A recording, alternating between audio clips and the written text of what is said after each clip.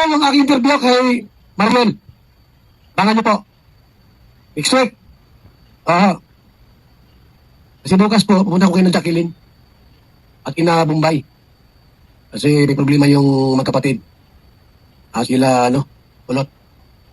May problema, kaya pupunta muna ako doon bukas. Next week po, punta ko si Mariel po. Bakit niyo po yan? Ayan mga kalingap, narinig nyo naman na itong si Mariel, no, ang napapa-issue dito kay Kalingap Edo. Na alam naman natin na itong si Mariel daw ay isa sa mga beneficiary ni Papa Eds na hindi niya po binablog. Ayan, no, mga kalingap. So, ayan, no, marami pa rin nagsasabi na si Papa Eds ang ang boyfriend nitong si Mariel. Ayan, kaya talaga naman ang mga supporters ng Edsay ay hindi pa rin talaga tumitigil, mga kalingap, no? Kung si Papa Eds ba ay single or para lamang kay Beyonce, hindi pa rin po sila natahimik yung iba, no? Kasi nga ay gusto pa rin talaga nila malaman na sagutin na ni Beyonce itong si Papa Eds. Hindi sila nakokontento kung ano yung mga napapanood nila, di ba mga kalingap? So ayan guys, bago natin simulan yan mga kalingap, siyempre, shoutout muna tayo sa ating founder, Kuya Bal Santos Matubang. Isama natin si Ate Edna, Kalingap Rab, at si Jack Tapia Matubang. At siyempre, sa lahat po ng mga kapwa ko po, OFW, na walang sawang tumutulong po sa buong team Kalingap, sa panonood po nila. Ayan, shoutout po sa inyong lahat. At sa mga kapwa ko po, reactor, ayan, sa Team Bios, Karipa, at sa lahat po ng mga nasakupan po ng Team Kalingap na mga reactor. Shoutout po sa inyong lahat. At sa lahat-lahat na po, no, ng mga Kalingap supporters, Kalingap partners, shoutout po sa inyong lahat. At ito nga guys, no, nag-live si Kuya Bal na talaga namang kinikilig dito sa Edsay, no? Mga BTS ni Kuya Bal ay talagang legit, mga kalingap. Yung mga bulong ni Kuya Bal ay talagang legit, kaya kay Kuya Bal Santos na tayo maniwala, guys. At 'di ba guys, may premiere si Kuya Bal na talagang nagsabi na doon si si Beyonce na si Papa Eds ang kanyang first love, 'di ba? Mga kalingap, saan ka pa? At talagang napatuga, ayan, napatuga sa Bicol, sa Tagalog ay napaamin, no? Napaamin ni Kuya Bal si Beyonce, at talaga naman yung ibang talagang naniniwala ay masaya siyempre, di ba mga kalingap? Pero yung iba pa rin na hindi naniniwala ay talagang hindi sila nakukontento kung ano yung mga naririnig at napanood po nila, mga kalingap. So, ayan guys, no, akala ko tapos na yung yung issue na yan about dito kay Papa Eds na mga, kung may boyfriend, girlfriend si Papa Eds, di ba mga kalingap? Papayag ba naman ang girlfriend ni Papa Eds na yakap-yakapin niya dyan si Beyonce? Ikaw kaya mga kalingap? Halimbawa, boyfriend mo si Papa Eds, papayag ka ba na yakap-yakapin niya si Beyonce? Hawak-hawakan niya, aakbay-akbayan niya, mga kalingap, di ba? At aaba-abahin niya dyan. Papayag ka ba dyan, mga kalingap, na ganunin ang iyong boyfriend? Di ba? Hindi. Kung ako hindi, siyempre magagalit ako doon. Di ba, mga kalingap? At the same time, magagalit din ako kung hindi ako ipakilala sa mga sa mga kaibigan niya at sa mga katulad yan sa Facebook, di ba? Hindi siya pinopost diyan ni Kalingap Edo. Ano yan, tago-tago?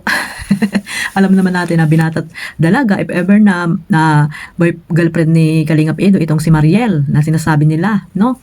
Ang mahiwagang Mariel. Kala ko si Mariel ay kay kay Robin Padilla lang. Yung pala ay pa rin kay Papa Eds. Hindi sila hindi pa rin matapos-tapos. Kaya ayan, kagabi ay nasabi dyan ni Kuya Bal. Ayan nga, nakita nyo naman at narinig na pupuntahan daw ni Kuya Bal itong si Mariel, no? Maganda nga yan guys, sana nga matuloy, no, na ma-interview at makausap itong si Mariel kung talagang may relasyon ba sila ni Papa Eds or what, kung ano ba ang talagang status silang dalawa. Di ba mga kalingap? Pag si Kuya Bal kasi ang nakausap niyan ay talagang tapos po ang problema ninyo, mga kalingap. Yung mga supporters ng Edsay dyan, ayan, yung mga galit kay Papa Eds, galit kay Beyonce, na nakasalamuhan nyo sa Hong Kong, sana ay tuloy-tuloy na po yung pagmamahal nyo dito sa dalawa, no? Sana ay hindi po kaplastikan yung pakipag-usap nyo po sa kanila, bagos dapat po ninyong tanggapin na ang pagmamahal nyo sa kay Edo, dapat ganun din po kay Beyonce. Pero hindi rin po namin kayo madidiktahan kung sino talaga yung gusto nyo tawag dito, I mean, kung sino talaga yung gusto nyo, no? Sa mga love team, halimbawa kay Papa Eds, kay Beyonce, di ba? Hindi namin kayo madidiktahan kung sino yung gusto nyo. Pero sana ay wag na po kayong mambas, no? Wag kayong mambas or makapag comment kayo ng hindi maganda dito kay Papa Eds or kay Beyonce. Kasi nga, di ba, ano sila, magpartner mga kalingap. Kung may mga kanya-kanya man kayong gusto, sana ay wag na lang magsiraan, no? Wag nyo na lang pong siraan ang bawat isa sa kanila para po tahimik po ang iba pang supporters ng IDSAY. Kasi yung talagang nagmamahal po dito sa dalawa, yung talagang sulit ha. May mga sulit talaga na kahit ano man yung mga issue na iba to dito kay Papa Eds, ay talagang hindi po sila nakakapagsalita ng hindi maganda. Bagkos nandiyan po yung suporta nila na talagang naniniwala sila na si Papa Eds ay para lamang kay Baby Beyonce. Ayan mga kalingap. Siyempre, sabi nga natin, sabi nga ni Kalingap Rab, serye lamang yung ginagawa niya. Bonus na lang kung talagang magkakatuluyan po si Beyonce at si Papa Eds. Pero sana, no, sila na magkatuluyan kasi alam naman natin na talagang bagay din sila at pareho mabait, 'di ba mga kalingap? At swerte si Papa Eds dito kay Beyonce at lalong-lalo na si Beyonce swerte kay Papa Eds kasi alam naman natin na si Papa Eds ay napakabait na tao yan mga kalingap. Ako na po nagsasabi na napakabait na tao ni Papa Eds kasi tahimik lang po yan mga kalingap. Nakita ko na po kasi yan sa personal. Napakatahimik na tao yan at alam natin pag nagsalita din yan ay talagang hindi rin siya natakot sa mga taong sumusuporta sa kanya, no? Pag talagang galit siya.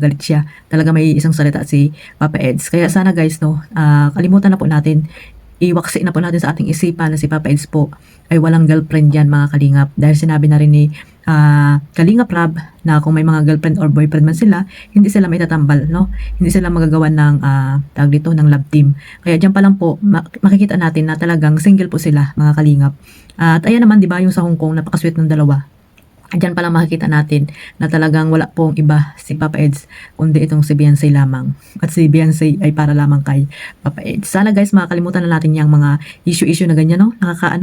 Nakakasira ng focus dito sa mga love team na sinusuportahan nyo.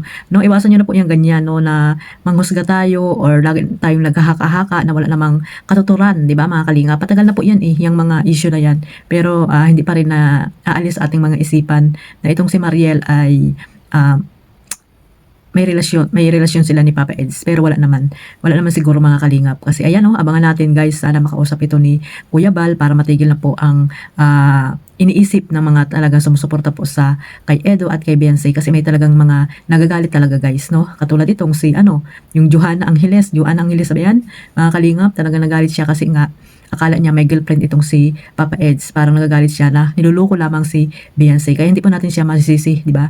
Hindi po natin siya masisisi kung bakit nagagalit siya. Pero sana, no,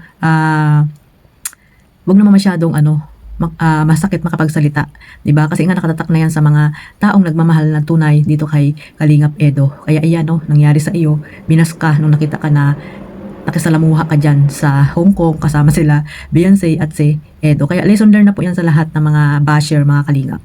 So sana guys, matapos na yan, no, yung mga issue na yan about po dito kay Papa Eds na wala namang katotohanan. So ayan, panoorin ulit natin guys ang video or clip video sa live ni Kuya Bal na nakuha ko po mga kalingap. Maraming salamat po sa suporta ninyo sa Team Kalingap at syempre sa aking maliit na YouTube channel, Kalingap Maymay. Ayan, panoorin natin guys at ayan, pakinggan natin mabuti mga kalingap. Ito po yung aking interview kay Mariel. Bangan niyo po. Next week. Kasi bukas po, pupunta ko kayo ng Jacqueline at kina Bombay. Kasi may problema yung magkapatid. Sila, ulot. May problema, kaya pupunta muna ako ng bukas. Next week po, punta ko si Mariel po. Bangan niyo po yan.